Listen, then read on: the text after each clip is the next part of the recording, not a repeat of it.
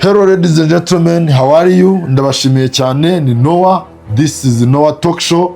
Iki ni ikiganiro Impamba y'ubuzima, aho turi kuvuga ku biganiro bijyanye na relationship. Twakoze ikiganiro kigaragaza ibimenyetso bikwereka ko umukobwa atagukunda. Muri comment mutwereka yuko mukeneye no kuzakora ikiganiro kigaragaza ko umuhungu atagukunda nawe muri relationship. Umuntu ashobora kubana mu rukundo atagukunda, afite izindi benefits akeneye. Umukobwa izaba akeneye zitandukanye z'umuhungu, ariko ku muhungu ashobora kuba yinjoyinga free sex, abasha kubona umwanya, abasha kubona umuntu uza kumufurira, akamutekera, akamukarabya, akamugira ute. Ibyo nabyo bigatuma abyinjoyinga, abikunda, bimuryohana, none akaba ari mu relationship atagukunze, ahubwo ari kugira ngo ubure aho ngaho kubera ko hari ibintu akubona. Rero niba uri umwana w'umukobwa, ntago ukwiye agaciro ufite sako guta umwanya ku muntu utagukunda, utakaza igihe cyawe winvestinga ibintu bitazakunda, kandi ushobora kubwirwa cyangwa se ugasobanukirwa ibimenyetso by'umuhungu utagukunda kugira ngo ugende, kuko nawe haba hari abagukunda. Nta muntu nta nkweto iburi yayo nk'uko babivuga. Rero ndabashimiye cyane. Mbere yuko dukomeza kino kiganiro, please hit the subscribe button, share and comment, yihitinge ukande kuri subscribe kugira ngo turusheho kwagura ibikorwa dukora, noneho durusheho kugumya kwagura no guhugura no kwigisha abantu benshi batandukanye. Turabashimiye cyane.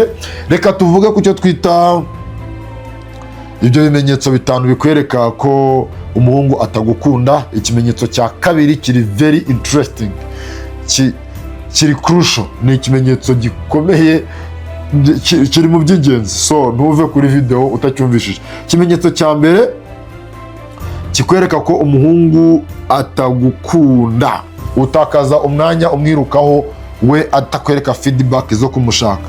Niwe uhamagara, niwe ushiramo commitment, niwe wirukanka. Kandi ibyo bintu iyo uri umukobwa ukabikora, ubutagaciro k'ubukobwa. Nigeze gukunda umukobwa, nigeze kumva arimo aravuga ngo Adamu si we wigeze ujya gushaka, Eva si we wigeze ujya gushaka Adamu, Sara ntiyashatse Aburahamu, Rachel Recho ntabwo ari we wagiye gushaka Yakobo. Umugabo, umusore niwe ugomba gushyira commitment mu rukundo, akakwitaho, akagukurikirana, akaguhamagara, ariko mu gihe bihindutse akaba ari wo mwirukankaho, umuhamagara, ubutakaza agaciro, kandi ni ikimenyetso cyo kwatagukunda. Wanditse message imaze iminsi idasubizwa, wanditse urahamagaye ntufatwa kuri telefoni, umuntu akaguhamagara umaze iminsi 3 umuhamagara atakwitaba, ngo narindi busy ishobora gutuma umuntu amaze iminsi 3 atakwitaba. Wowe umukobwa ukumva ko umuntu agufitiye urukundo ni iyi, uwo muntu ntawe agukunda, ahubwo icyo yinjoyinga ni izindi benefits ziri aho ngaho, ariko weho nta rukundo uwo muntu agize ute agufitiye. Umuhungu utagukunda ntacyo bimutwaye kuba amamagara ukamubura, ntacyo bimutwaye kukubura, ntacyo bimutwaye kugutakaza. He's okay, ameze neza uhari cyangwa udahari. Ubwo rero bimenye, wimwihombaho, kandi you are variable, ufite agaciro. Kundi ni first place, kuki ujya kwihomba ku muntu. Niyo umuntu akubwira ko atagushaka, akabikubwira cyangwa se akabikwereka, why not utamuvinga on? Ufite abandi bagukunda. My sister, do you understand me? May I turn up the volume? Ufite abandi bagukunda, ufite abandi baguha agaciro, ufite abandi babasha kumenya agaciro kawe. So witakaza umwanya ku musore utagukunda. Icyo ni ikimenyetso cy'uko atagukunda. Niba nta mwanya guha, niba atakwitaba kuri telefoni, niba ari wowe ushiramo imbaraga zose kugira ngo urukundo rugumye guhagarara, you are not loved. Ntabwo ukunzwe, ahubwo umeze nk'umuntu uri mu kintu cy'ikimina. That is not a relationship, that is a competition. Ibyo ntacyo bimaze. Ikindi cya kabiri kikwereka ko umukobwa atagukunda, kizabikwereka ko umuhungu atagukunda. Umuhungu iyo atagukunda, in first place, umuhungu ashobora kuba motivated by love cyangwa se motivated by lust. Ashaka kumotivwa n'urukundo cyangwa se agashirwamo imbaraga n'irari. Irari n'urukundo iyo bigitangira biba bisa, ariko for time being uko igihe kigenda gishira, irari rikuramo akaryo karenge, hagasigara urukundo gusa. So ikintu cya mbere kizavuga ko umuhungu atagukunda, ubwo ashobora kuba agufitiye irari ry'umubiri risanzwe, ni kuba he should be interested for having sex. Mu by'ukuri abahungu benshi bakunda sex, niyo by nature. ariko iyo umuntu agushize ku gitutu ko nutayimuha muratandukana, ko nutayimuha arabivamo, kandi ko hari n'abandi bayimuha, in fact press atangiye kuvuga ngo hari abandi bayimuha batamugoye, icyo ni ikimenyetso cy'uko nta rukundo agufitiye, ntabwo agukunze, ntabwo ari kumwe nawe, you have to know it, nta rukundo agufitiye pe.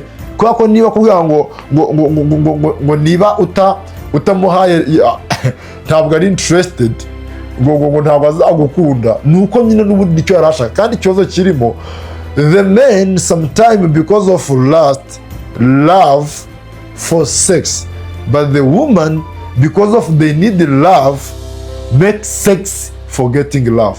Ndavuze ngo kubera ko abahungu icyo hari igihe babashize imbere irari na tama yo gushaka iryo kugera kuri ubwo busambanyi, bashira ingufu cyane, bakoresha urukundo nk'inzira yo kurugeraho. Umuhungu si igicucu ngo avuge ngo icyo ngukeneye ni ukuryamana nawe, oya, agomba gukoresha urukundo nk'inzira yo kugera kuri uko kuryamana. N'abakobwa nabo kubera ko icyo bakenera ari urukundo atari ukuryamana cyane, hari igihe bakoresha kuryamana kugira ngo bakundwe. Kandi umuhungu we iyo asoje kuryamana n'umukobwa niba arafite segonderi barangije kaminuza, mu gihe umukobwa aba atakaje ikindi kintu. Niyo mpamvu umukobwa iyo abisoje abaza umuhungu uti njye nawe turi ibiki, umuhungu ati se turi ibiki nyine, turi abantu. Mu by'ukuri umukobwa aza gukora icyo gikorwa agambiriye kugira ngo ku meza azaje kubagaininga kugira ngo abe yahabwa urukundo rube rwamugeza no kuri mariage, akahazana sex. Mu gihe umuhungu we iyo sex ayikoze aba asoje urugendo, aba ageze kuri final destination, mu gihe umukobwa ari utangiye. Niyo mpamvu inkundo nyinshi iyo hatajemo sex ntabwo abantu bagirana ibikomere biremereye. Umuntu mutigeze muryamana iyo mutandukanye, it's okay, akomeza ubuzima bwe nawe agakomeza ubwawe. Ariko iyo mwaryamanye, it is emotional connection, gutandukana birabagora kugeza ku rwego usanga umukobwa yicuza ngo yumva nararyamanye nawe. Kubera iki? Kubera ko aba yarakoze connection. Rero bene data, bashiki bacu, be careful, especially niba uri umuntu uri born again Christian, niba uvuga ko ukijijwe, please simwaka kuhagarara kuri madabaho ngo uririmbe ejo mu gitondo ubyuka ujya mu bikorwa nk'ibyo ngibyo. Rero imbaraga zishyira muri sex ku buryo iyo yimyimye n'urukundo yawe, reka umuntu akivumbura akamara iminsi 3 mutavugana kubera ko wamwimye sex, kandi namara kuyibona aho kugira ngo ukunde gusumbaho akwanga kurutaho, kubera ko aba yageze ku cyo yashakaga mu gihe wari bw'ubutangiye.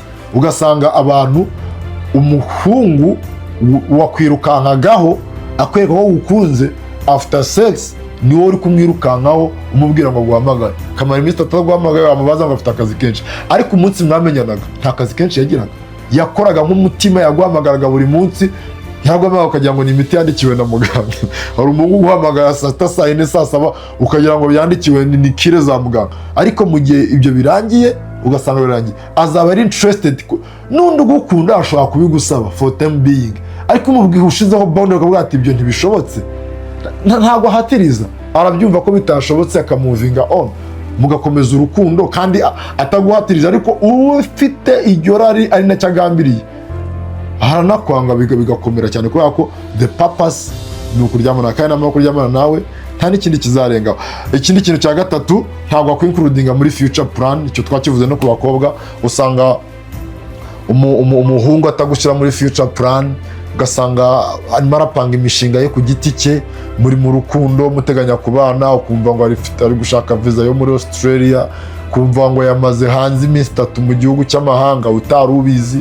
You are not loved, ntabwo ukunzwe, ntabwo umuntu agukunda.